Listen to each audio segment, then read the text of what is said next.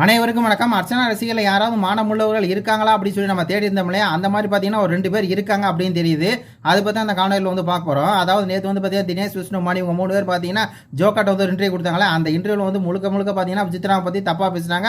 இன்னொரு பக்கம் பார்த்தீங்கன்னா இந்த அர்ச்சனா வச்சு பார்த்தீங்கன்னா செய்ன்னு செஞ்சாங்க. அர்ச்சனா வந்து பிஆர் வச்சு தான் அந்த ஓட்டு வாங்குச்சு அப்படிங்கிறத அப்பட்டமாக வந்து விஷ்ணு சொல்கிறாரு, தினேஷும் சொல்கிறாரு. அதாவது விஷ்ணு என்ன சொல்கிறாரு அப்படின்னா, நீங்கள் வந்து பிக் பாஸ் டைட்டில் வின் பண்ணணும் அப்படின்னு சொன்னாக்கா நீங்கள் வந்து அதிகமாக நடிக்கணும், அதிகமாக வந்து நாடகம் போடணும், நாடகம் போட வந்து உங்களுக்கு தெரியணும் அப்படிங்கிற அர்ச்சனா குடிக்கிற ஒரு விஷயம். இன்னொரு விஷயம் பார்த்தீங்கன்னா இந்த மாதிரி நீங்கள் பிஆர் செட் பண்ணிட்டு போகணும், வெளியே வந்து காசை கொடுத்து உங்கள் எதிராளி யாரோ அவங்கள வந்து டிகிரேட் பண்ணுற மாதிரி நீங்கள் வந்து செட் பண்ணிட்டு போனீங்க அப்படின்னு சொன்னாக்கா டைட்டில் வந்து வின் பண்ணலாம் அப்படிங்கிற மாதிரி இந்த 2 பாயிண்ட்டுமே அர்ச்சனா பொருந்துற மாதிரி பாயிண்ட்டை சொல்லிட்டாரு.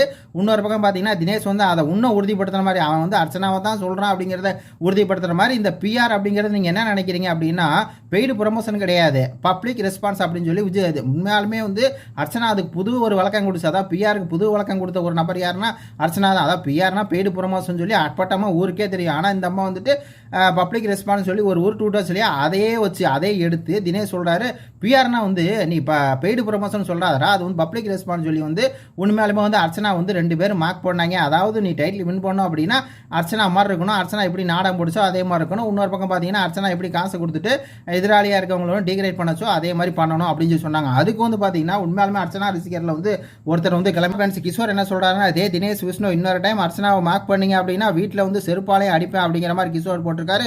இன்னொரு பக்கம் பார்த்தீங்கன்னா முருகேஷ் என்ன போட்டிருக்காரு, நானும் அர்ச்சனாவோட ஆர்கானிக் ஃபேன்டா, சும்மா பிஆர் வச்சு ஓட்டு வாங்கினாங்க அப்படின்னு சொன்னாக்கா அவ்வளோதான், நீ உனக்கு வந்து ஜலஸ், அர்ச்சனா மேலே வந்து உனக்கு வந்து ஜலஸ் இருக்குடா, அதனால தான் உன் பொண்டாட்டி உன்னை விட்டு போயிட்டா அப்படிங்கிற மாதிரி பார்த்தீங்கன்னா இந்த மாதிரி முருகேசன் வந்து போட்டிருக்காரு. பரவாயில்லையே, நம்ம ஒரு 2 பேர்த்த வந்து பார்த்துட்டோம்டா, அர்ச்சனாவோட உண்மையான ஃபேன்ஸ் ஒரு 2 பேர் பார்த்துட்டோம் அப்படிங்கிற மாதிரி தான் இருக்கு. ஏன்னா அர்ச்சனாவோட உண்மையான ஃபேன்ஸாக இருந்தால் அவன் யாருமே தினேஷ் வந்து ஆதரிக்க மாட்டான். ஏன்னா தினேஷ் தான் வந்து அர்ச்சனாவுக்கு பிஆருக்குன்னு சொல்லி மக்கள் மனசில் பூரா பதிய வச்சது.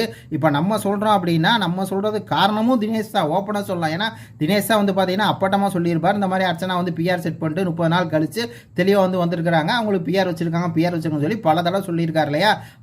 அதுக்கெல்லாம் வந்து பார்த்தீங்கன்னா அவ்வளோ தூரம் சொன்ன தினேஷ்க்கு இங்கே இருக்க அர்ச்சனா செம்புகள் இருக்காங்களா, அவங்க வந்து செம்பு தூக்கம் நம்மளுக்கு வந்து கமெண்ட் போடும்ல, இந்த பேர் என்னது ஏதோ ஸ்வீட்டியா கியூட்டியா, அதெல்லாம் வந்து பார்த்தீங்கன்னா அப்படியே செம்பு தூக்கம் அர்ச்சனா ஃபேன் சொல்லிக்கிட்டு தினேஷ்க்கு வந்து செம்பு தூக்கம்.